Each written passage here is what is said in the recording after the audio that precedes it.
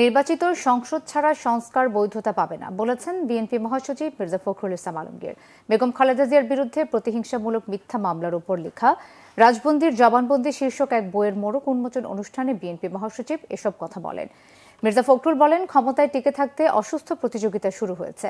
দেশের এই পরিস্থিতিতে ঐক্য ধরে রাখার পরামর্শ দেন তিনি। বিএনপি কোনো প্রতিশোধের রাজনীতি করবে না স্মরণ করিয়ে দেন, একটি মহল নানা ধরনের উস্কানি দিচ্ছে, এ ব্যাপারে সবাইকে সতর্ক থাকার আহ্বান জানান বিএনপি মহাসচিব।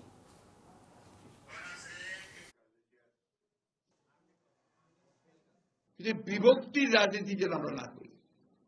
এখন যেটা প্রয়োজন, সবচেয়ে বেশি প্রয়োজন দেশকে বাঁচানোর জন্য, গণতন্ত্রকে ফিরে পাওয়ার জন্য ঐক্য, স্ট্রাকচার তৈরি করার সংস্কার অবশ্যই লাগবে।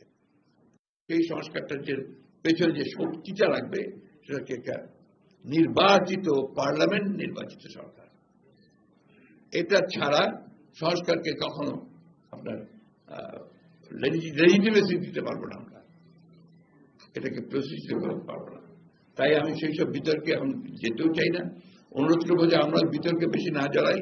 আমরা আহ্বান জানাবো দেশের সমস্ত গণতন্ত্র প্রেমী মানুষদেরকে, স্বাধীনাধিকারী মানুষদেরকে যে আপনারা ঐক্যবদ্ধ থাকবেন, বিভাজিত হবেন না।